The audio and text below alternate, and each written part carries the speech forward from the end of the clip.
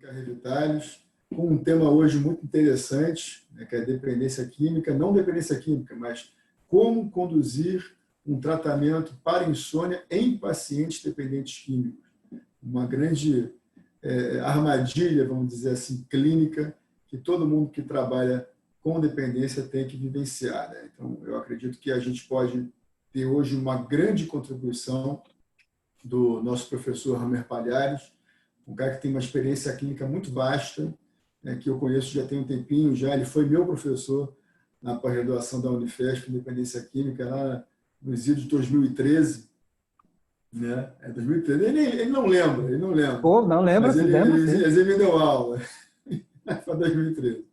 E, assim, é uma pessoa que tem uma atração pela psicofarmacologia bastante grande, tem um conhecimento bastante extenso sobre isso, e com certeza pode contribuir para a gente com a experiência clínica e psicofarmacológica dele. Eu, como representante de clínica, posso afirmar que um dos grandes desafios do tratamento em dependência química é lidar exatamente com essa questão do sono com pacientes que são naturalmente abusadores, né? Que tendem a abusar, que tendem muitas vezes a manipular, minimizar, tentar direcionar o tratamento, tentar conduzir. E a gente sabe que falta de sono é realmente muito desagradável e é um preditor de recaída. Então, a gente também tem que ficar atento para a pessoa não dormir, dormir bem, ao mesmo tempo, ter muito cuidado para que ela não abuse da medicação e trabalhar bastante a relação médico-paciente e, vamos dizer assim, torcer, acreditar que nós não estejamos sendo engabelados, né, enrolados pelo paciente, que é uma coisa muito comum, não só em dependência química, mas eu acho que é muito difícil o paciente ser 100% sincero com a gente com relação ao uso de medicação. Esse é um tema que, de repente, a gente pode até ver depois, no outro momento, sobre adesão a tratamento, né? Que é aquela ilusão, né? Todo médico acha que o seu paciente está aderindo perfeitamente ao seu tratamento e, assim, 95% das vezes não está. Né? Está dizendo que está, não é bem assim, tanto que é uma das principais causas, né, de falha terapêutica é a não adesão. Mas isso é uma outra história. Tá? Muito obrigado, Hamer, pela sua presença. Vou passar para você a palavra daqui a um minutinho só para passar como vai ser a dinâmica aqui. Como outras vezes, a voz mesmo, as perguntas, né, dentro da dinâmica da aula serão feitas por mim.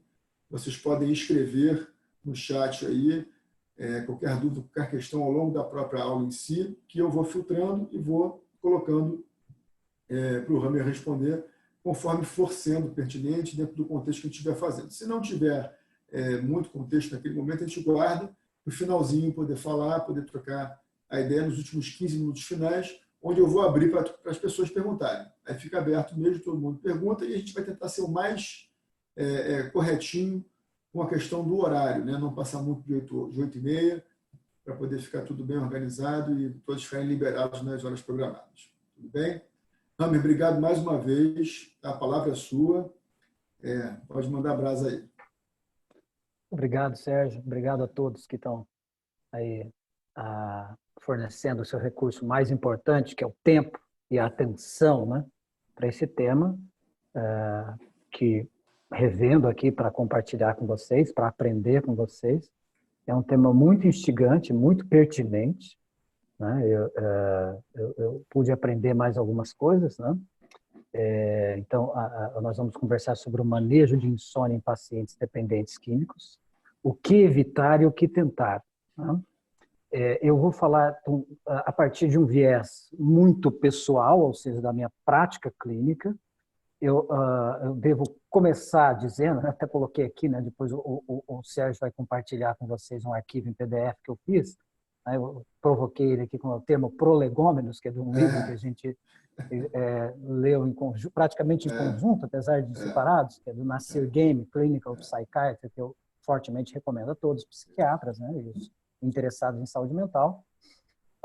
Mas então, como início de conversa, eu não sou um especialista em sono, tá? Eu sou um interessado em sono, até porque o meu sono particularmente não é muito bom. Eu sou um vespertino, e se me deixarem por conta, eu dormiria 3, 4 horas da manhã e acordaria às 9, né?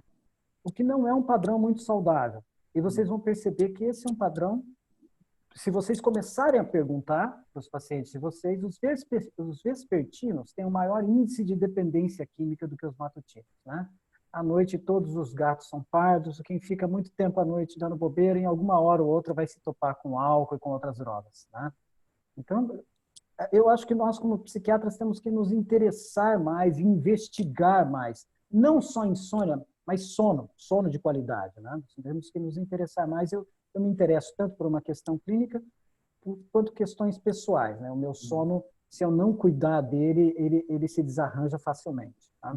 Então, eu não sou um especialista em sono, sou interessado. Declaração de conflito de interesse. Eu não tenho conflito de interesse, nem interesse em conflito, né? Eu não recebo representante de laboratório há aproximadamente 15 anos.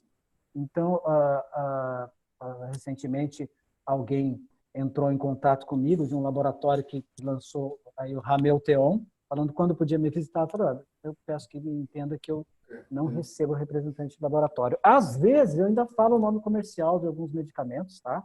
Porque, enfim, a pressão da indústria é muito forte e leva muito tempo para sair. Mas eu vou falar, então, não vou discutir também algoritmos ou guidelines. Isso está na internet. Está na internet, vocês podem pesquisar.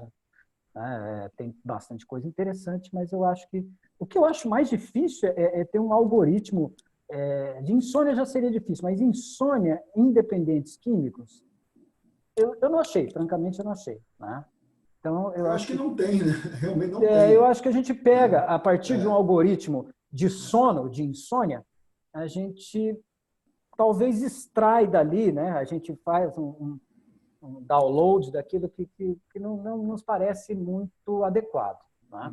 Então, o que eu vou falar aqui é a partir de um viés de evidência científica, certamente, e de experiência clínica. Né? Evidência científica é a medicina hipocrática, né? Ou seja, aquilo que tem estudo.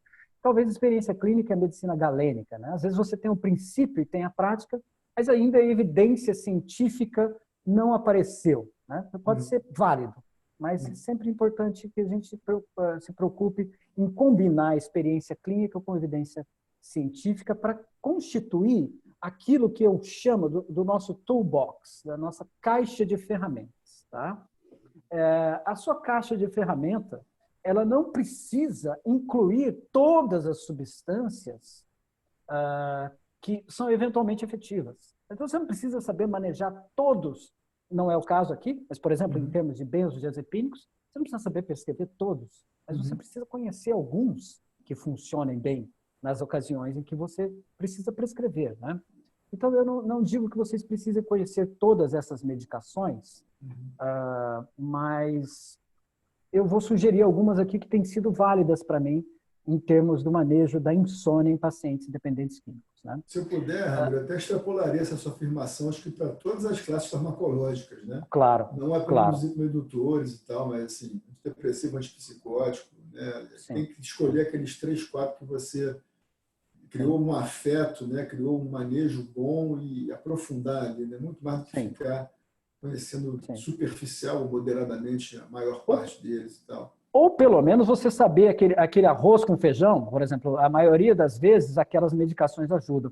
Um ou outro paciente vai te levar a estudar outras alternativas, a discutir com colegas. Aqui a gente aprende, os nossos maiores professores, depois da residência, são os pacientes. Então, tem casos clínicos que são difíceis e você vai ter que migrar para outras medicações, né? Mas aí você tem tempo para estudar. Né? Muitas vezes eu falo para o paciente, olha, vamos pensar e vamos discutir na próxima consulta aí, você tem um tempo hábil para estudar. Né?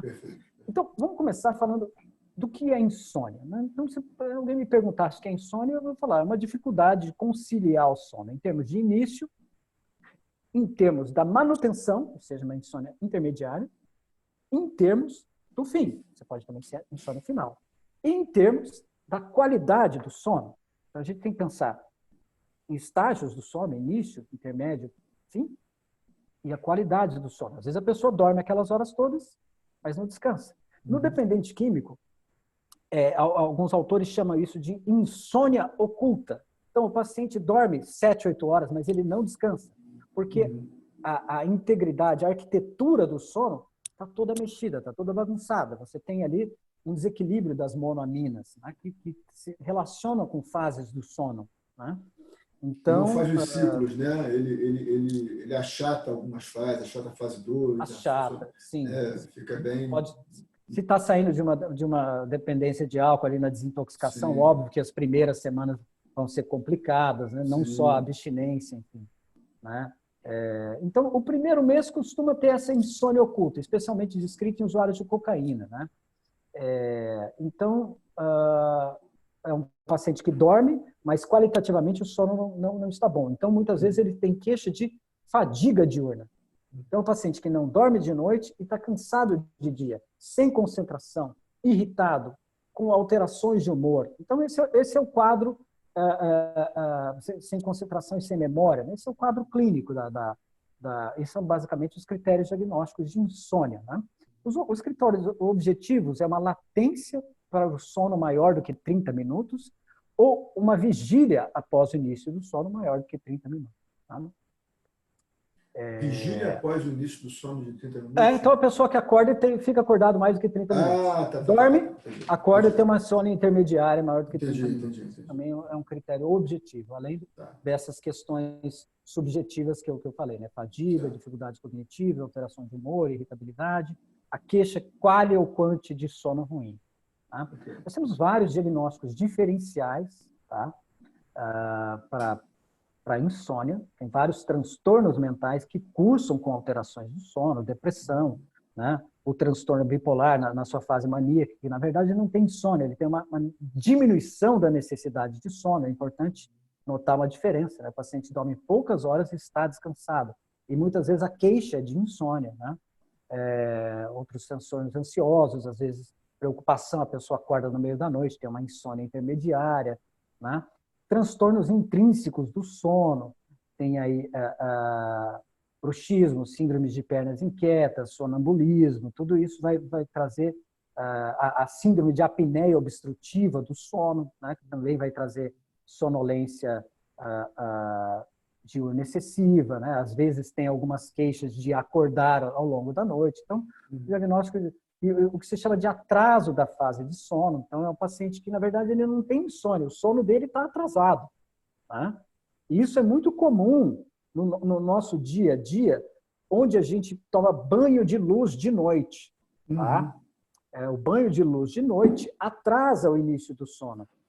Tá? O celular ele tem luz azul, luz de espectro azul, que é uma luz super irritativa. Né? Aqui na minha sala tem algumas luzes de espectro azul, as que estão vocês vendo aqui em cima, né? E tem luzes de espectro amarelo ali na parede, ali, uma luz muito mais aconchegante, tá? Aqui mais ou menos. Né? Essa luz é a luz que o ser humano foi criado em torno da fogueira, é uma luz aconchegante. Né? Mas a luz de espectro azul, ela faz com que o trato óptico hipotalâmico leve a uma metabolização da melatonina endógena. Ou seja, a luz funciona como um neurotransmissor. Além disso, o celular ele leva dois outros fatores. Né? Temos quatro, na verdade os quatro interagem quebrando melatonina, a luz, né? A questão da interação social, né? Porque por exemplo, o cego ele não vê luz, mas ele interage, o que mostra que não é hora de dormir. E muitas vezes você ficando acordado até mais tarde, você come de uma forma inapropriada, o que também posterga o início do sono de qualidade. Né? Isso tudo, tanto o atraso da fase de sono quanto o biotipo vespertino, estão relacionados, ao meu ver, a um maior índice de dependência química. Então, tanto a gente pode falar que o dependente químico tem o maior risco de insônia, quanto o contrário, o insônia tem o maior risco de dependência química. Se você pensar qual que é o sedativo mais amplamente utilizado, é o álcool. Né? Nem benzodiazepínico. As pessoas muitas vezes bebem para dormir. Né? Às vezes não tem acesso ao sistema de saúde. Então, essa relação entre insônia e dependência química talvez seja algo semelhante ao que a gente conversa de patologia dual, né? Ou seja, transtornos mentais e dependência química. Então, há um gradiente de gravidade, A leva a B, que leva a A e intensifica a A. Né? E quanto mais grave A, mais grave B. né? E uma relação bidirecional, né? Então, as duas coisas caminham juntas, né? O atraso da fase do sono. A outra coisa é a má percepção de sono. Então, tem pacientes que se queixam de insônia, mas, na verdade, eles têm uma má percepção de sono. Isso é muito comum. Isso Eles é têm uma má muito percepção comum. de sono. Quando vai para o laboratório do sono, Isso. dorme. Fala, não, naquela noite eu dormi, né? É a É. mesma coisa. Né? Então, porque quando se faz uma polissonografia, se pergunta, o senhor acha que o senhor dormiu bem? A senhora acha que dormiu bem? Geralmente você pode falar, não, não dormi bem. Mas a polissonografia mostra que dormiram. Então, tem uma má percepção de sono. Tá? Então, isso em termos, do que eu estou falando, em termos de compreensão para que a gente esteja na mesma página, né? We're on the same page sobre o que é insônia. Então, a gente pode tirar, se eu puder falar isso, Ramiro, que insônia primária, na verdade, é uma coisa raríssima, né? Dificilmente você tem uma insônia primária como alguma coisa que você vai pegar no consultório. Normalmente ela é subproduto de alguma outra questão, dor, como você falou, dor, transtorno mental, depressão, dependência de alguma coisa, má percepção muito de frequente sono. que a insônia seja insônia por alguma coisa, né? Por alguma Raramente coisa, é uma insônia exatamente. primária. Tem também, né? Tem a insônia primária que ela é gerada por uma disfunção cognitiva, né? É como se fosse uma profecia autorrealizável, né? Hoje mesmo um paciente me mandou uma mensagem, né?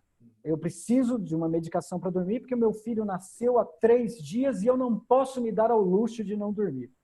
Então, começa essa disfunção cognitiva. Entendi. Eu preciso de alguma coisa para dormir. Porque eu não posso não dormir. Alguma coisa externa. Né? E o médico, o profissional de saúde, tem que tomar muito cuidado para não entrar nessa armadilha. Preste atenção. Isso é uma armadilha que você tem que fazer o seu paciente dormir. Isso é uma armadilha. Senão, se você não perceber que isso é uma armadilha, você vai acabar como o médico de Michael Jackson. Cada hora você está dobrando a aposta. Né? Não estou dizendo que a gente não tenha que ajudar o paciente, tanto não farmacologicamente quanto farmacologicamente, mas o paciente precisa se envolver. Se você entrar como o messias da situação, vai evoluir mal. Né? Eu tenho experiências assim. Tá? Eu tenho experiências em que hoje eu vejo e falei, nossa, eu estava querendo dar uma de herói e fazer a pessoa dormir. Né? Chega uma hora que você fala, só se eu der uma marretada para a pessoa dormir. Porque a gente já tem medicamentos de todas as classes e a pessoa não está dormindo. Tá? Então, não entrar nessa armadilha. O tratamento de insônia é complicado e não pode ser farmacológico exclusivamente. Eu acho que a primeira dica, no que tange essa primeira parte, para todos os colegas, é que avaliem de uma forma mais meticulosa e mais atenta a insônia. Tá?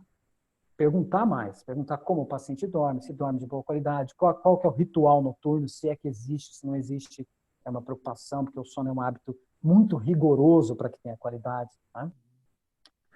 Então, assim, a regra básica do meu modo de pensar tratamento da insônia essa é a regra básica. Qual é o plano não farmacológico de tratamento? Perfeito. Bom, qual é o plano não farmacológico? Se você não tem um plano não farmacológico paralelo, vai dar mal. Nem começa a medicar, né? Porque... Não vai. Você tem que ter você pode até começar junto, mas o paciente tem que se envolver em alguma coisa. Eu acho que talvez o melhor é começar junto. Né? Sim. Então, assim, eu vou falar um pouco do que funciona e vou dar uma nota, assim, baseado na minha experiência, desse tratamento não farmacológico. Tá? Algo que eu classificaria na nota 6 até 10 é higiene do sono. Tá? Por que eu classificaria com 6 até 10? Porque é difícil de aderir às orientações todas de orientação de higiene do sono. É uma página. Mas se vocês jogarem na internet higiene do sono, tem uma página lá. Então, o paciente fez aquilo, você fez isso, não, isso eu fiz e não fiz. Fica meio mesclado. Eu acho complicado o paciente aderir. Por isso que eu dou uma nota menor até do que seria se o paciente aderisse. Tá? Meditação, eu dou uma nota 7. Novamente por conta da aderência. O paciente que adere vai ter uma boa resposta com meditação. Tá? Eu, particularmente, já tive fases em que, quando eu não meditava, eu tinha insônia intermediária de meia hora. Até que minha esposa falou, escuta, vai meditar. Vai funcionar isso aqui. Vai meditar. Meditava meia hora, dormia a noite inteira, né? Qualquer tipo de meditação, Hammer, que você está falando? Eu sugeriria, o que eu sugiro para os meus pacientes, especialmente quem não tem experiência com meditação, é fazer uma meditação guiada com aplicativo, tá? Então, eu costumo sugerir ou Meditopia, tem um outro que é o Lojong, que é bom, em português, tá? Em inglês, para quem domina o inglês, eu acho que o melhor chama Headspace. Tá? Então, Meditopia, Headspace, para quem domina o inglês, é o melhor. Tá? É o primeiro e é o melhor. Tá? Meditação tem vários outros benefícios em saúde mental, né? Tem mais de 6 mil artigos nos últimos 30 anos, enfim. Não é o caso. Numa outra oportunidade, a gente pode até falar sobre isso. Lógico. Tá? A terapia de controle de estímulos, eu daria uns 7 em 10, né? Ou seja, a questão de celular, a questão de não ficar deitado de dia, não tirar pequenos cochilos, né? Isso daria uma nota de 7 em 10. Atividades físicas, 6 em 10, por conta, novamente, da aderência. Acho que funciona, você precisa se cansar, precisa ficar mais ativo, especialmente 6 em 10, no dia. 6 em 10. Eu não dou mais porque os pacientes, é por questão de aderência. Não fazem, né? Entendi. Tem uma questão, né? Eu não sei que nota eu daria sobre TCC, mas é reportado na literatura, então eu não vou fazer nenhum julgamento. E o retreinamento intensivo do sono, também não vou dar nenhuma nota, mas o que é esse retreinamento intensivo do sono? O sujeito fica numa clínica de sono sem dormir por 25 horas. Que isso? Sem dormir por 25 horas. E aí, eles vão monitorar o sono, porque o paciente está falando que ele não dorme naturalmente. Então, eles vão deixar na clínica de sono 25 horas sem dormir. Por quê? Você vai aumentar a pressão para o sono. Né? Tem tanto a questão circadiana, né, do ciclo dia e noite, que é um dos fatores, e o outro é a pressão do sono. Né? Então, você fica 25 horas sem dormir, e aí o paciente começa a dormir e é acordado a cada 3 minutos, por 50 vezes.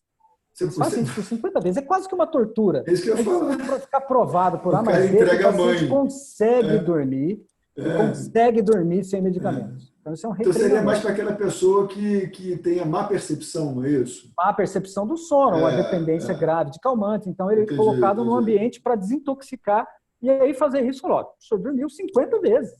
Aqui, ó, tá no... Né? Então, esses são casos extremos. Você já mandou alguém fazer isso, Hammer? Não, eu não tenho experiência com isso. O que eu tenho experiência, tá, de tudo isso que eu falei, que vocês vão receber o PDF dessa conversa, tá? O que eu tenho experiência, que para mim é o mais simples de explicar para o paciente. E quando o paciente adere, é o que tem mais resposta, que eu daria uma nota de 9 em 10, é restrição da oportunidade de sono. Tá? O que é a restrição da oportunidade de sono? O que está restrito é a oportunidade de sono. Então, digamos, eu falo, Sérgio, você precisa de 8 horas para dormir. Eu pergunto, 8 horas você está descansado? Ok? Tá bom. Você está com insônia. Eu falo, então é o seguinte, eu te permito dormir entre 6 horas e meia e 7. Vamos colocar 6 horas e meia. Então, você vai dormir, digamos, eu gosto de dormir meia-noite. Tá, você vai dormir da meia-noite e meia até as 7 da manhã. Você só pode se deitar meia-noite e meia e você tem que sair às 7. Se você ficou lá lendo o seu iPad, vendo filme, problema seu. 7 horas você vai acordar. Você foi dormir às 3, acordou às 7, 7 horas acorda, sem cochilo, sem nada, na meia-noite e meia do dia seguinte, você vai dormir. Entendi. Tá. Na verdade, é organizar o horário do despertar, né? As duas coisas. As duas coisas. O paciente só pode dormir naquele horário. Então, a gente costuma restringir um pouco em relação àquilo que ele percebe que é o benéfico. O suficiente para ele. Quando o paciente fala que precisa de 10 horas para dormir, a não ser que seja um adolescente, tá? Adolescente pode precisar de 10 a 12 horas. Tá? Na Inglaterra, eles notaram uma melhora do desempenho escolar quando eles colocaram o início das aulas 9h30 da manhã, que a molecada vai dormir à meia-noite, tem que acordar às 7. Então, é como se um adulto fosse acordado às 4 da manhã. Né? Nossa, 3 horas antes. Né? Então, assim, essa restrição, se a pessoa fala, eu preciso de 9 horas. Pronto, ok, nós vamos restringir para 7 horas e meia. Tá? Corta aí. Porque, assim, parece que, no geral, para o adulto, não existe benefício além de 8 horas e meia. A gente, o ideal está entre 6 horas e meia e 8 horas e meia, em termos, inclusive, da questão do padrão de sono como um catalisador de doenças geneticamente relacionadas ao sono. Tá? Então, o ideal é dormir entre 6 horas e meia e 8 horas e meia. Teve um grande estudo escandinavo de mortalidade, um estudo retrospectivo, mostrando que para baixo de 6 horas e meia pode diminuir a expectativa de vida, a não ser que a pessoa tenha uma descompressão de 9 horas por semana. Tá? E acima de 8 horas e meia também pode diminuir a expectativa de vida. Então, talvez o ideal esteja entre 6 horas e meia e 8 horas e meia. Então, por exemplo, se o Sérgio me falou que dorme 8 horas e meia, precisaria de 8 horas e meia, eu restringiria para entre 7 e 7 horas e meia. Tá? Eu já fiz isso uma vez, quando meu filho ia nascer, uns 4 anos. Eu estava dormindo 9 horas e meia, com uma péssima qualidade, insônia inicial, insônia intermediária, preocupação, contas a pagar, um monte de coisas, enfim. Né? E aí, quando eu fiz essa restrição da oportunidade de sono, para 6 horas, eu dormia meia-noite e acordava às 6. Tá? Com meditação antes de dormir e depois, e ao acordar. Tá? Quando eu estava dormindo 9 horas a 9 horas e meia, eu tinha 2 horas de insônia e 2 horas e meia de sono profundo. Quando eu passei a dormir 6 horas, eu tive 4 horas e meia de sono profundo. E a minha esposa falou que eu estava muito melhor naquele mês. Eu acho que é importante você ter um parâmetro externo, né? Claro. Quando você vai mexer com sono, é algo que pode ser um desencadeador até de doenças mentais. Então, é importante você ter um parâmetro externo de que aquilo está sendo saudável para você. Tá? Por falar, posso passar para o tratamento farmacológico, Sérgio? Agora, vamos lá. Vamos em cima, assim, é um grande desafio, né, assim, se tratar insônia em pacientes como um todo já é uma coisa desafiadora, assim, tratar insônia em pacientes que têm dependência química é 3 vezes mais desafiador, né? Por diversos fatores aí que a gente falou ali no iniciozinho. E para mim, assim, a gente como clínica, né, a gente trabalha muito. Todo paciente que interna, vou dar um relato que eu acho que é interessante, né? Assim, todos os pacientes que internam conosco, naturalmente, acho que qualquer internação, né, existe aquele protocolo de querer fazer aquele ajuste do sono, né? Vai dormir às 11, vai acordar no máximo às 7, exatamente isso, é uma restrição de horário, né? Aquele lugarzinho que ele tem que tentar dormir, mas a gente tem a necessidade, muitas vezes, principalmente de pacientes que estão chegando com hábitos muito distorcidos e que são muito demandantes e tal, você acaba oferecendo uma medicação hipnótica. Normalmente, né, o famigerado Zolpidem, né, que a gente usa muito ainda, que inicialmente, se eu não me engano, eu sei, né, inicialmente era considerada uma medicação com pouquíssimo potencial de abuso, e hoje a gente sabe que pelo menos não é bem assim, né? Assim, já é utilizado de maneiras bastante diversas, então, assim, né? Exatamente. O primeiro slide, é que eu não fiz um slide, mas a primeira dica que eu daria está aqui, com bastantes pontos de exclamação. Primeira coisa, dependente químico. Zolpidem, não. Pô, repete isso em voz alta. Zolpidem, não. É que isso aqui, para eu ter falado, eu teria que gritar aqui. Zolpidem, não. A não ser que vocês queiram me encaminhar pacientes graves de dependência de Zolpidem. Eu aceito, tá? Pacientes graves. Eu nunca vi nenhum paciente tomando 100 comprimidos de Rivotril, mas eu já vi pacientes tomando 200 de Zolpidem. 120, 80, 40, 30. Né? Lá no livro do Nasser Gamer, ele fala que o Zolpidem, a indústria sabia do potencial de dependência quando lançou a aprovação do FDA. Tanto que eles pediram para ser avaliado a dosagem de 10 miligramas, porque 20 já começa o escalonamento. Porque o Zolpidem é uma medicação muito boa para ser verdade. Tá? É um excelente indutor do sono. Talvez não tenha uma medicação melhor, né? do Armonide, né? Talvez tão bom, né? Que também é outra medicação que eu gritaria, de jeito nenhum, né? Nunca. Do Armonide é uma medicação para uso em centro cirúrgico, para endoscopia. Não devia ser vendido ao público geral. Né? Dificílimo de tirar. Né? Então, mas o Zolpidem está ali, na minha experiência, junto. Tá? O Zolpidem, ele tem uma meia-vida curtíssima. Então, ele faz um pico e logo um vale. Então, ele induz o sono, mas dali algumas horas a qualidade do sono está ruim. E aí o paciente, às vezes, acorda no meio da noite, quando sai aí da clínica, e talvez vocês não percebam a dependência, porque ele fica pouco tempo na clínica, um mês e pouco. Né? Então, se for usar, ele tem que sair do Zolpidem durante o período da clínica. De preferência, até sem saber que está tomando Zolpidem. Eu não sei, isso não Perfeito. chega a ser muito ético, enfim. Mas eu não prescrevo Zolpidem há mais de 10 anos. A Tá? gente recebe. É mesmo? Não prescrevo há mais de 10 anos. Nossa. Você não usa nenhum produtor dessa classe, dos Eu não Aleplon? uso, tá? Eu não uso, tá? Eu acho que eu já usei o Zaleplon, que eu acho que não Uhum, tem tanto problema, né? uhum. Que até não sei se está em circulação, como eu disse, eu não tenho Acho que não, contato acho com a que indústria. saiu. Acho que saiu. E o Exopiclone parece ser mais. Mas se você procurar dependência de Zolpidem, você vai ver artigos que já anestesiaram pacientes para sair da dependência, da Depakote em altas doses. Eu tive paciente que teve que tomar 2.000 miligramas de Depakote, Uhum, Rivotril, desculpa, clonazepam, né? Lírica, pregabalina, uhum, quetiapina, medicação de todas as classes usadas para tratar a dependência de Zolpidem. Né? uhum, Então, uhum, eu não usaria Zolpidem. Tá? Novamente, eu não estou dizendo que é errado, eu estou dizendo que essa é a minha experiência e eu sou o sujeito que tira Zolpidem, não sou o que prescreve. Tá? Mas porque é muito fácil tratar insônia com Zolpidem e é muito fácil deixar o paciente levando aquele cachorrinho por meses e por anos. Né? Na Porque ele verdade, funciona muito bem, logo perde eficácia, o paciente aumenta. Né? os Então, grandes assim, com o prescritores são os paciente, clínicos, né, Hammer? Assim, não é nem tanto são os clínicos, psiquiatra, né? mas São os assim, com o clínicos. paciente muito caxias, como vocês dizem, um paciente muito certinho, não vejo muito problema de usar Zolpidem Uhum, por um mês, por 15 dias.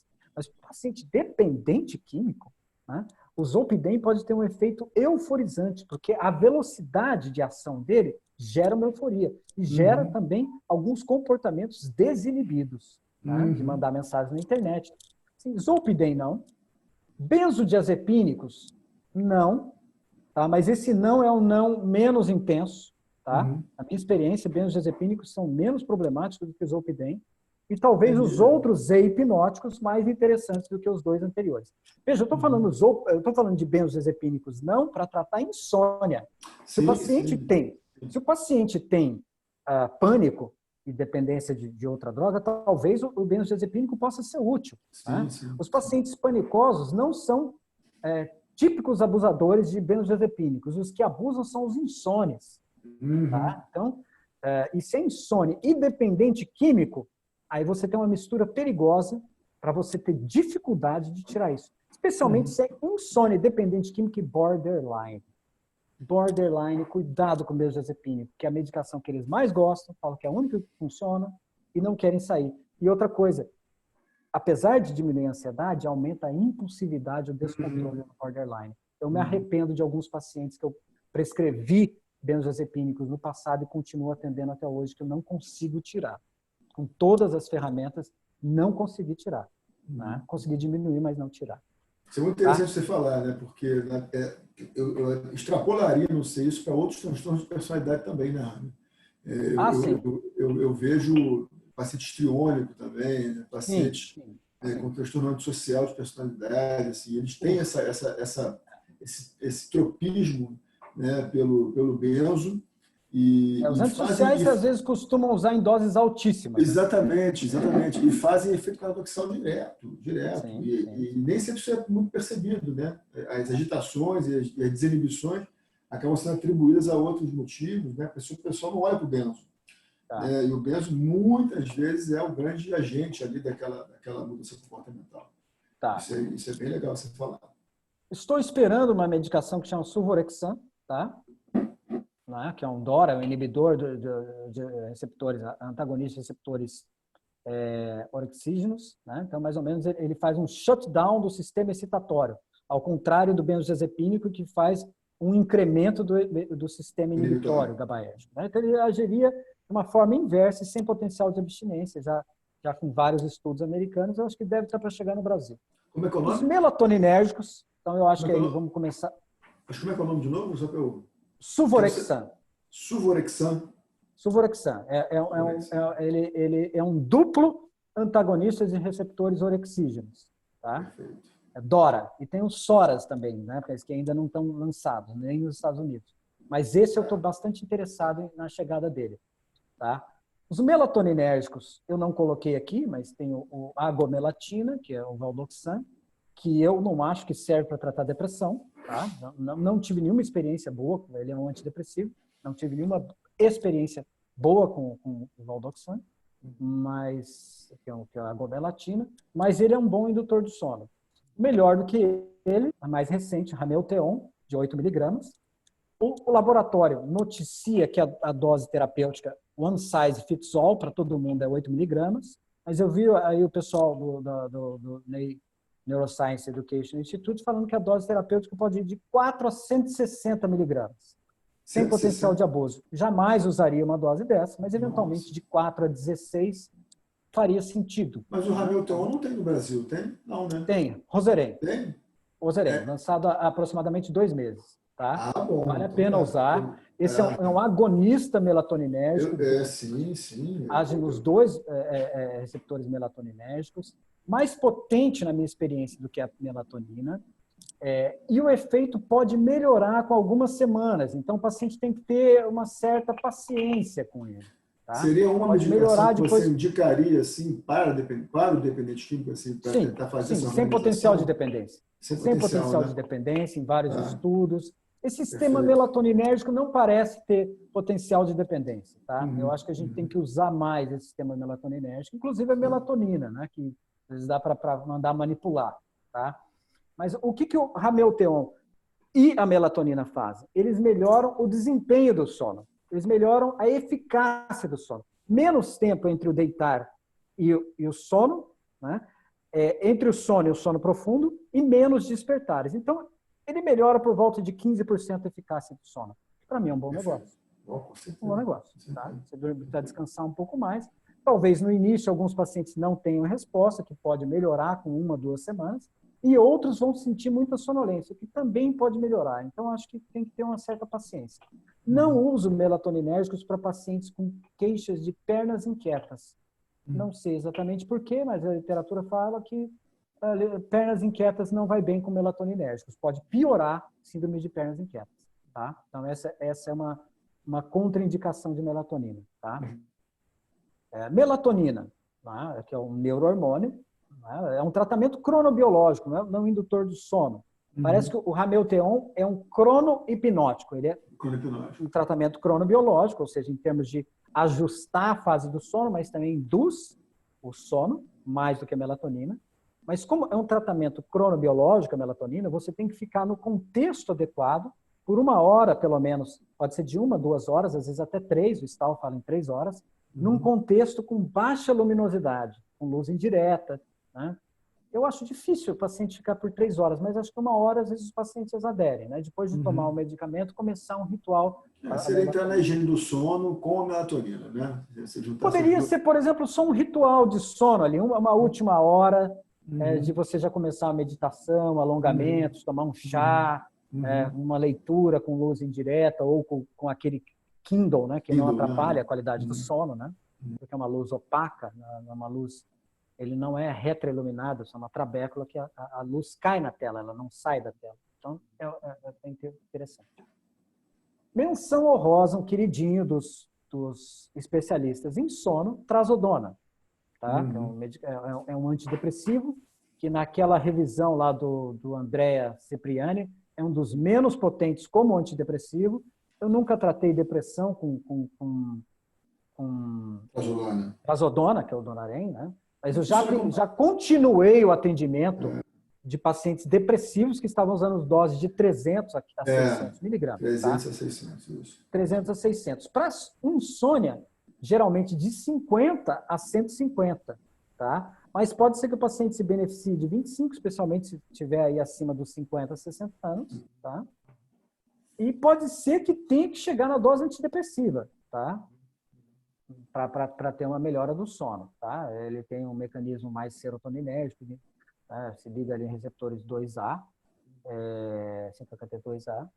E... O do sono ali não passa muito também por mecanismo estaminérgico, não? É mais um pouco estaminérgico, né? Um pouco estaminérgico. Mas é mais serotoninérgico, no caso. Né? A trazodona leva a uma boa qualidade de sono, combina bem com outros antidepressivos. Tá? Eu não vejo problemas de interação na dose que é usada, de 50 a 100 miligramas, 150. com outros antidepressivos, né? Vejo bem. Não tive problemas de priapismo, nem em homem nem em mulher. Mulher também pode ter priapismo, é mais raro, mas pode ter, né? Não tive problemas de priapismo. O paciente usuário de cocaína tem o maior risco de priapismo, especialmente aquele que acorda se queixando de maior intumescência peniana pela manhã. Então, tem que ficar atento nisso, né? Paciente... Por que é isso? Sabe dizer? Não Porque sei dizer, exatamente, tá? não? Não sei dizer exatamente. Provavelmente aí, Alguma coisa noradrenérgica, pois é, pode ser algum né? mecanismo adrenérgico. Eu É. não entrei na minúcia, mas isso está Uhum, reportado na literatura. uhum, Paciente uhum. que acorda com mais intumescência matinal e usuário de cocaína tem maior risco de priapismo que possa precisar de intervenção de emergência com trazodona, especialmente em doses acima de 50 miligramas. Tá? Então, eu acho que a trazodona é uma menção honrosa que tem que ser mais utilizada pela gente. E Tá? não tem risco muito de abuso, né? Eu não vejo ninguém abusando de Não, trazodona, não, né? Assim, não. Nunca tive nenhum paciente que é, abusou de trazodona, tá? é. Então, não tive pacientes abusando de Ramelteon, que é o Roserem, que já está disponível, tá? De melatonina, obviamente. Melatonina é só uma coisa. Geralmente a dose, na maioria dos estudos e nas meta-análises, é de 3 a 5 miligramas. Mas os power users, pessoas que usam há 30 anos melatonina, sugerem que a dose possa ser menor, de 0,6 a 0,9 miligramas.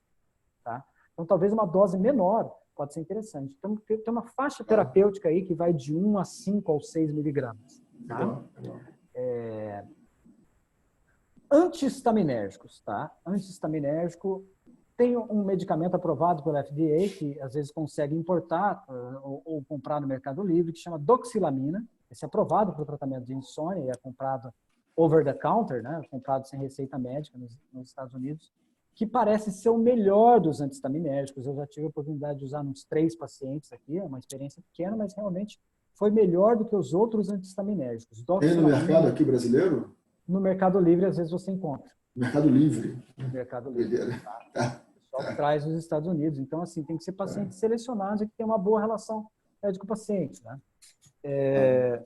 Mas eu acho ele melhor do que a hidroxizina, e especialmente do que o Fenergan. Tá? Eu acho o Fenergan uma medicação que tem um efeito anticolinérgico muito importante. Tá? Então, a questão de constipação, de memória, de retenção urinária com o Fenergan é bem pior, né?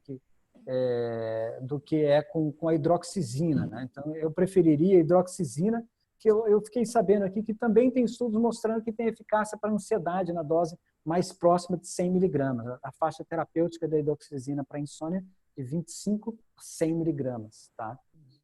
Eu acho 100 miligramas um pouco alto. Tá? Eu fico entre 25 e 50. Tá? Doxilamina também de 25 a 100, que eu já usei. Tá? Em pacientes dependentes de zolpidem, de altas doses, 30, 40 comprimidos, doxilamina fez uma boa resposta. Tá? Então, outros pacientes que têm outros... Mas aí você faz o quê? Você entra com a doxilamina e você vai gradualmente retirando... Vou diminuindo o zolpidem gradativamente, ou o Sim, benzodiazepínico gradativamente. Né? sim, Eu sim, acho que sim. a gente tem que... o grande desafio no paciente insone é você conseguir uma aderência, uma colaboração do paciente no seu projeto terapêutico, porque senão você vai ficar sozinho no projeto terapêutico e ele vai procurar outro médico. Né? Então, assim, né, é aquela questão do bom senso e você imprimir um ritmo de mudança que não seja um ritmo que vai quebrar a aliança terapêutica. Tá? Perfeito. Educação, vinculação terapêutica, o rapport. Tá? Claro que aqui Perfeito. eu estou falando de uma forma mais seca e mais objetiva, mas isso aí tem que entrar junto com a arte da clínica psiquiátrica. Né? E não vender resultados Mirtazapina. reais, né, no início, né? Não cair naquela... Não vender resultados reais no Não, início. não, não, não, Não cair no não. convite do paciente para você salvá-lo, né? Salvá-lo da Não, não. Se insônia. você entrar nessa, você vai É, terminar como médico do Michael Jackson. Daqui a pouco você está exatamente. prescrevendo 5, 6 remédios e o paciente não vai estar dormindo, porque a responsabilidade é Exatamente. sua. É você que tem que fazer alguma coisa. Então, o que eu faço, até aproveitando a sua deixa, é que para cada mudança farmacológica, eu peço para o paciente fazer uma mudança não farmacológica. Ele tem que estar engajado. Mais ou menos como um jogo de xadrez. Eu mexo a peça, agora é a sua vez de mexer. Contanto que ele mexa também. Perfeito. Ele tem que mexer, tem que fazer alguma coisa. Perfeito. Não, o que você vai começar? Atividade física, meditação, restrição da oportunidade de sono, vai tirar a televisão do quarto, Legal. Por mais que ele Então, não faça, pelo menos ele está sabendo que isso faz parte da combinação, né? sim, Assim, que sim. ele não está iludido E de que que vai vai chegar ser uma algum coisa que momento vai... que você vai falar não. Isso. Vai ter que falar não. Uhum. Né? Às vezes, Uhum. assim, veja, o doutor Sérgio Rocha, ele não vai ser efetivo com todos os pacientes que procuram o consultório dele. Né? Então, chega alguma hora que o combinado, ele extrapola aquilo que você é capaz de bancar. Claro. Né? O paciente está fazendo um mau uso do seu poder de exercício da medicina. Né? Está abusando do atendimento médico. Né? Não estou dizendo que faça isso de uma forma voluntariosa, mas assim, você cria ali algum conluio onde você tem que resolver o problema dele e ele não. Né? Ou dela. Né? Ainda continuando, medicamentos que tenham função antihistaminérgica, tá?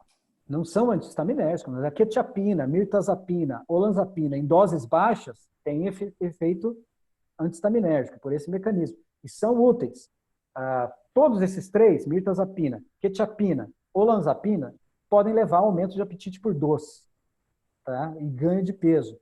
Então, não funciona para todo mundo. A vantagem é que esses medicamentos eles são efetivos em doses muito pequenas. Você não precisa passar 50 miligramas de quetiapina. Eu tenho pacientes que dormem bem com 6,25, um quarto do comprimido de 25 miligramas. Tá? De Então, às vezes, quetiapina? de quetiapina. Olha só. Tem pacientes com 12,5. E às vezes, assim, ele tem um aumento do apetite por de doce com 50 e tolera 25. Tá? Novamente, especialmente em termos da quetiapina e olanzapina, a gente tem que tomar um certo cuidado que a gente está prescrevendo um antipsicótico. Claro que ele não vai ser dopaminérgico nessa dose tão baixa, mas, de fato, a gente está prescrevendo um antipsicótico para um paciente que pode usar isso por muito tempo. E aí a gente tem que olhar lá no futuro, tem que ter um plano de saída dos remédios. Né?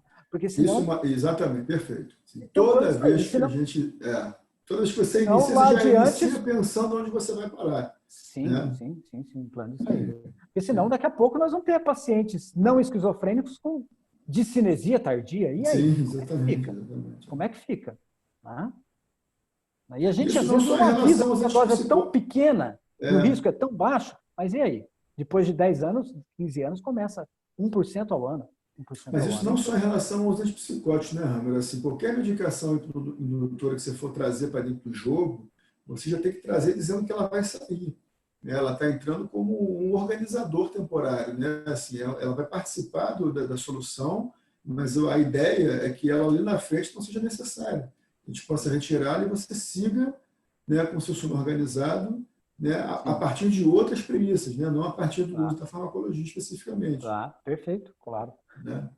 Outros antipsicóticos dos antigos, usados em dose baixa, que são baratos, clorpromazina, de 5 a 30 gotas, tá? Pode ser um bom indutor do sono, pode melhorar a qualidade do sono.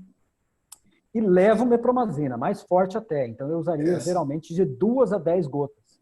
2 gotas, às vezes, resolve o sono do paciente. Tá? A leva é muito, mas dá muito sono. Dá muito sono. Muito sonolento. O problema tem o problema, às vezes, da paralisia do sono, né? A catalepsia. Alguns pacientes com doses altas vão ter catalepsia. Acorda e fica com aquela sensação de pavor, que pode melhorar com uma orientação do paciente, que aquilo não é nada grave, que vai, que se ele ficar calmo, aquilo resolve, ou reduzindo a dose. Às vezes, 2 gotas é o suficiente, tá? Já tive pacientes que melhoraram com 2 gotas. Uma outra medicação que eu costumo usar, tá? Não é uma medicação aprovada para insônia, mas tem estudos mostrando efetividade para ansiedade generalizada, é a gabapentina e mais ainda a pregabalina, que são medicamentos que são da classe dos anticonvulsivantes, bloqueadores de canais de cálcio e estabilizadores glutamatérgicos. Não é muito claro como essas medicações agem. Apesar do GABA no nome, a gente sabe que eles não agem em GABA. É a única coisa que a gente sabe. A pregabalina tem menos efeito teto e eu não vi nenhuma descrição de potencial de abuso. O que eu vi com a gabapentina. A gabapentina é uma faca de 2 gumes, apesar de ter estudos mostrando que ajuda na dependência de álcool, tá? Na dose de 1.800 parece que ela pode ter um potencial de abuso. Então eu prefiro a pregabalina, especialmente para pacientes que têm síndrome de pernas inquietas, fibromialgia, dores, tensão muscular, bruxismo. Pregabalina parece ser uma medicação que melhora mais a qualidade do sono, apesar de não ser aprovada para esse propósito, tá? Mas eu acho que vale a pena ter ter na caixinha de ferramentas, especialmente nesses casos que eu acabei de falar. Tá? Perfeito, perfeito. Ramena, tira uma dúvida que me passou aqui rapidamente. Quando a gente está numa situação de desintoxicação, né? Um paciente alcoolista, né? O dependente de cocaína, existe que falar, né? Você vai usar o benzo. Aí né? a indicação é benzodiazepínico. Exatamente. Se você está com um paciente abstinente de álcool, guideline é benzodiazepínico. Isso é exceção que eu falei. Então, aí, fora de questão. O dependente de cocaína... Na cocaína também? Esse que é a pergunta. Eu fico em dúvida. Eu tenderia a não prescrever de início, até conhecer melhor o caso, né?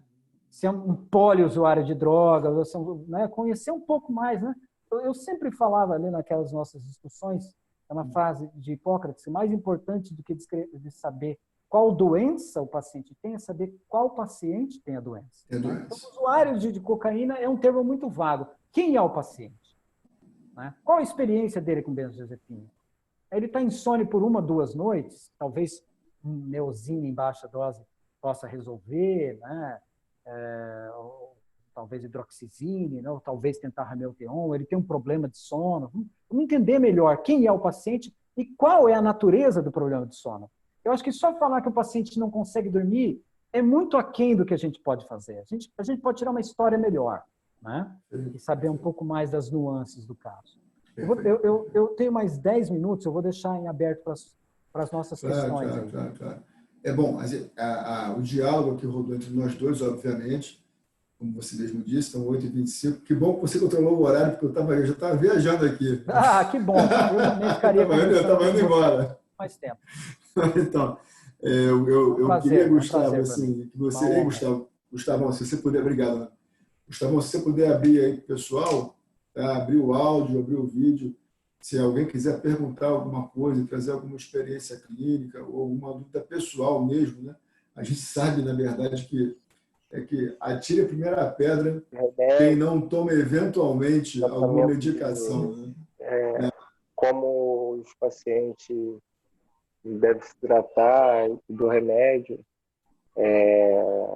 mas como, assim, para insônia...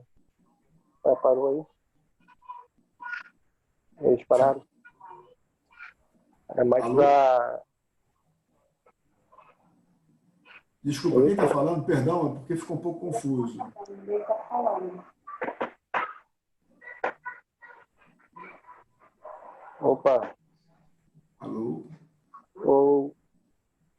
Não, é porque eu estava falando aqui, eu estava falando com a minha esposa.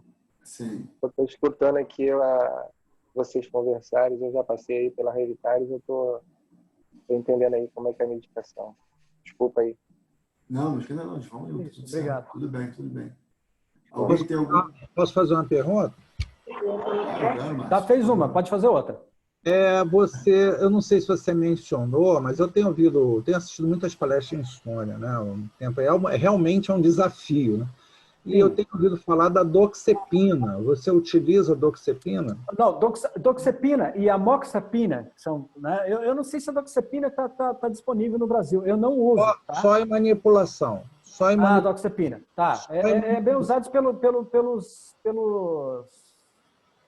dermatologistas também. Tanto a amoxapina quanto a doxepina, que são antidepressivos bastante sedativos. Entraria também aí a metriptilina, tá? Eles são aprovados pelo FDA para insônia. Não fazem parte do meu toolbox, não fazem parte da minha caixa de ferramentas, mas quem usar tá na crista da onda, está usando uma medicação segura, aprovada, né? Um efeito provavelmente antistaminérgico. Então, é uma boa medicação, sim. Mas nesse caso de insônia em dependentes químicos, você acha que a doxepina seria uma opção?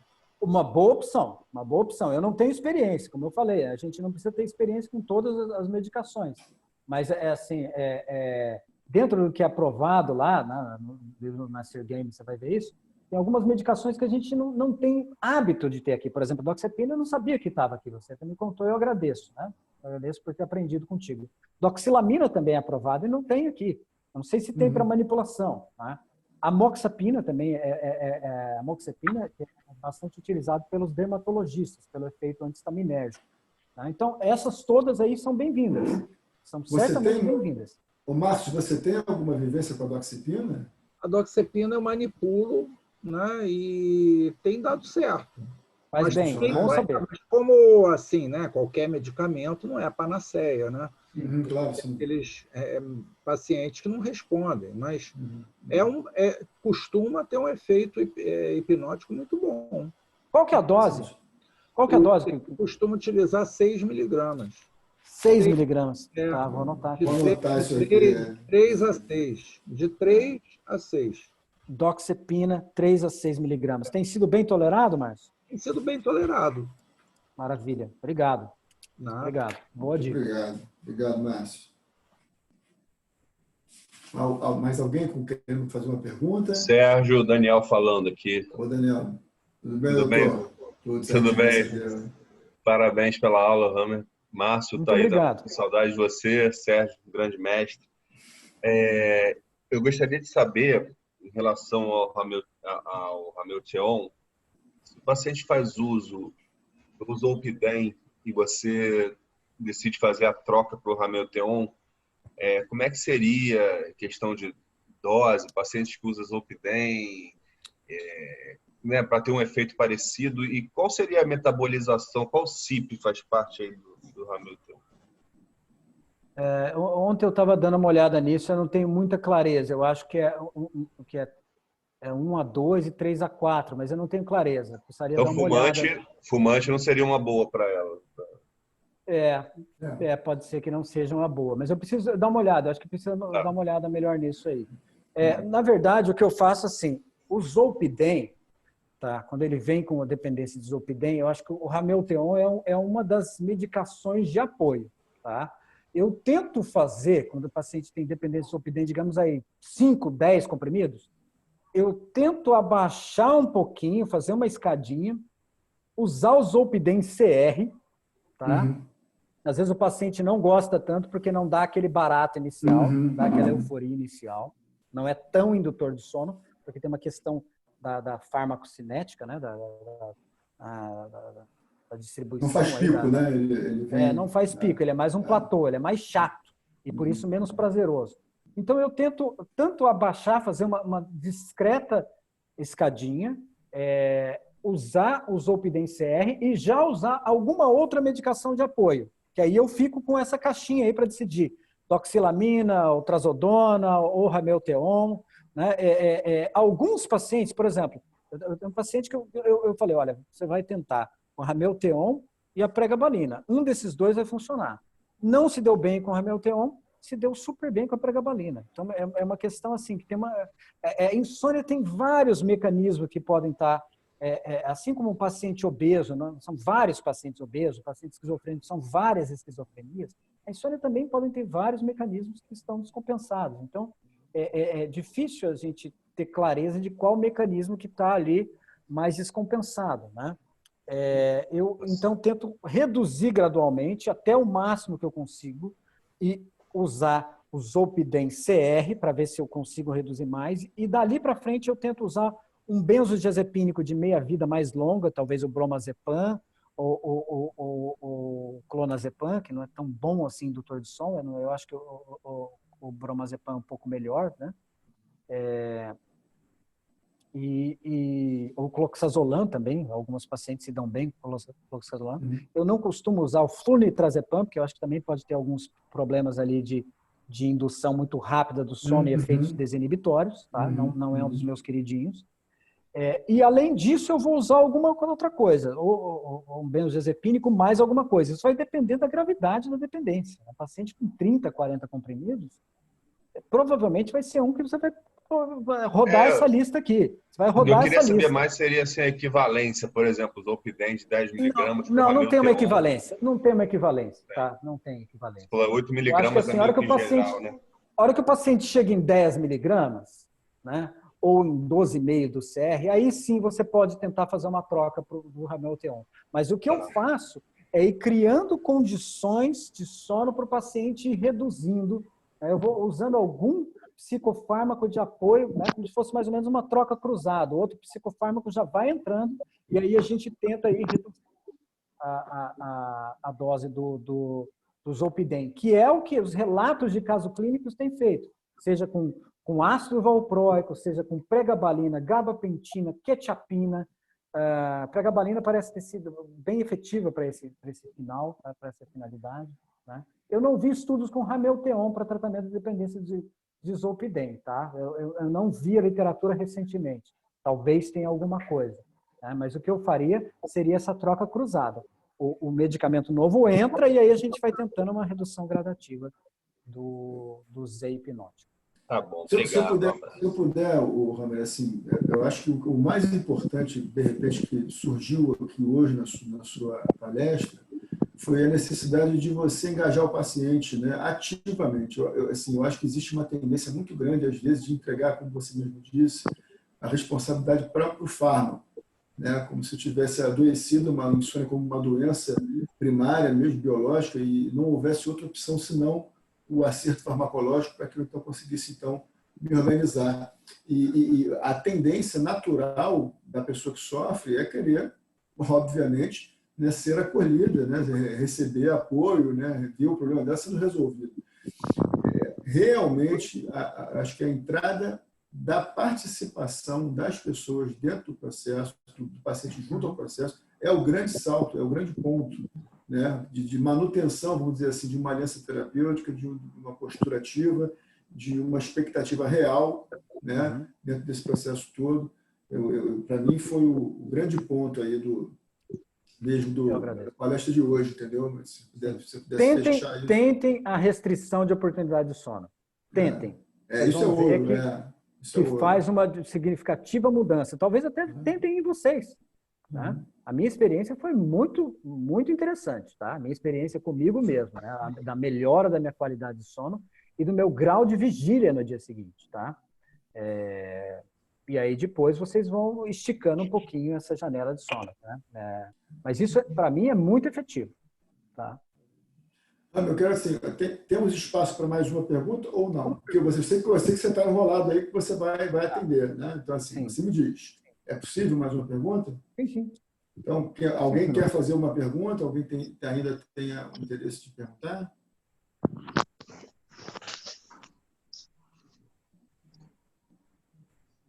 Leonardo? Tá aí. Leonardo Stalking depois sumiu. Eu estou me mexendo aqui. Sim, eu estava tentando ajustar aqui o áudio. Você está me ouvindo bem aí? Estou ouvindo bem. Tudo bem, Hammer? Boa noite. Leonardo, lá da Ainda mais que essa voz de locutor que aí não ouve. Não é, rapaz?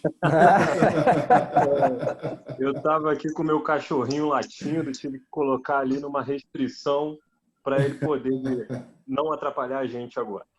A minha pergunta é a seguinte, Hammer. A melatonina, né? Enfim, acho que até por ter que manipular aqui no Brasil e tudo mais, eu imagino que, assim, já conversando com alguns colegas, não é tão comum o uso em dependência química. Como é que é a tua experiência pessoal relativa ao uso de melatonina? Eu sei que você tocou um pouquinho, falou em diversos medicamentos, queria saber se realmente você vê uma efetividade com a melatonina, se é um uso naturalmente combinado ou não, e queria entender um pouquinho disso, porque, trazendo a história pessoal, eu já usei, naturalmente, com muito sucesso, gosto muito, mas nunca tentei com paciente dependente químico. Olha, acho que a melatonina a gente precisa usar mais e estudar mais melatonina, tá? Eu acho que como médico a gente precisa estudar mais. Tem até alguns estudos não, mas mais relatos aí que a melatonina possa ser uma das drogas, uma das substâncias, na verdade, né? Tudo bem, uma droga, que possa até aumentar a expectativa de vida, por desativar alguns genes relacionados a câncer. Né? Teve momentos em que falou que é aumento de câncer de próstata, mas não se confirmou isso aí. Né? Então, a melatonina é uma substância interessante, né? Sem potencial de dependência. Né? O uso, né? A resposta pode melhorar com o tempo. Então, às vezes, o paciente, do mesmo modo com o Ramelteon, ele pode ter um benefício depois de algumas semanas, né, mantendo, e de um ajuste de dose, que eu acho que esse aqui é um pouquinho mais complicado, né? A dose vai de 0,6 miligramas a 6, alguns pacientes respondem com 10 miligramas, né? E tem que olhar também essa questão do respeito à iluminação, porque senão você está metabolizando a melatonina. Eu uso também a melatonina em combinação com outros fitoterápicos para potencializar. Por exemplo, valeriana, 400 miligramas, que melhora a integridade do sono. Pode usar passiflora, magnésio para pacientes que têm questões de síndrome de perna inquieta. Ashwagandha, uma outra substância que melhora o sono. Rhodiola, que também pode ajudar. A rhodiola tem que ser usada e depois tirada, né? Então, acho que tem um potencial também para combinar a melatonina com fitoterápicos, especialmente em pacientes que não são muito interessados em usar medicamentos, sabe? Alguns pacientes se interessam mais por essa ideia de alguma coisa mais natural, mais light, né? Mas eu acho que a sua questão é como a gente introduzir uma substância, fazer uma redução da droga, né, principal, benzodiazepínicos ou Zolpidem, e engajar o paciente em mudanças de estilo de vida. Eu acho que essa seria o desafio maior, né? Novamente, como o colega, o Márcio, acabou de falar, não tem uma substância que funcione para todos, né? Mas eu acho que a melatonina vale a pena tentar, sim.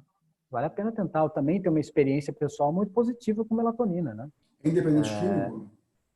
Não, pessoal, minha e em alguns dependentes químicos também, tá? Em alguns dependentes químicos também. Talvez uns 10 casos que foram muito bem com melatonina, tá? Legal. Especialmente porque tem alguns que têm atraso de fase do sono, ou são vespertinos. Né? Então, você conseguir fazer esses pacientes dormir naturalmente um pouco mais cedo, né? Pode ser interessante. Tá? Você toma que horas? Toma o quê? 1 hora antes da possível... 1 a 2 horas antes. 1 a 2 horas antes. É meio variável, tá? Stahl fala até em 3 horas antes, mas eu acho que se você tomar 3 horas antes, certamente você vai ter banho de luz que vai inutilizar... Vai atrapalhar, né? Entendi. Então, eu ficaria mais por volta de 1 hora antes, tá? Se tomar em cima da hora, não vai funcionar e o paciente vai acordar com sono. Tá? Porque aí você está atrasando a fase do sono, ao invés de adiantar. Entendeu? Então, tem que orientar o paciente quanto a isso. Tomar pelo menos 1 hora antes, entre 60 e 90 minutos antes. Perfeito. Obrigado. Eu que agradeço. Rami, agradecer profundamente a tua generosidade de estar aqui conosco, entendeu? Assim, eu estou muito feliz de a gente poder fazer isso hoje. Espero que a gente possa fazer isso outras vezes também, em outras oportunidades. Sem dúvida. A gente volta e meia se encontra aí, né, nas coisas e em projetos, né, diversos. Então, assim, eu acho que a gente pode estreitar mais. O Rami é um grande parceiro nosso também da clínica aqui, né? Está sempre indicando alguém para ficar conosco, tem uma parceria muito boa. Conhece o Dr. Léo como ninguém. Né? Não é muito bom. Essa fala é comprometedora. Aí você se vira, rapaz. Aí você se vira. Você me jogou na fogueira agora. Pois é, nos jogou. Assim, agradecer mesmo, assim, foi muito bom. Eu acho assim, o grande recado é: tome muito cuidado com o Zolpidem. Dependente químico abusa muito de Zolpidem, né? Existe a festa do Zolpidem, com certeza. Né? E é a medicação mais prescrita atualmente, hein? Exatamente. E a gente tem que tentar trazer sempre o paciente para ser um ator, um protagonista do tratamento. Dificilmente ele vai conseguir algum resultado significativo se ele ficar numa posição de passividade e entregar para a gente a total responsabilidade. Sim. A gente tem que ter cuidado com esse lugar. Exatamente. Ó, doutor, maravilha. Muito obrigado mais uma vez. Obrigado a todos. Um abraço a todos aí. Grande abraço. Nos vemos em breve. Abraço. Obrigado. Boa noite. Abraço a todos. Obrigadão.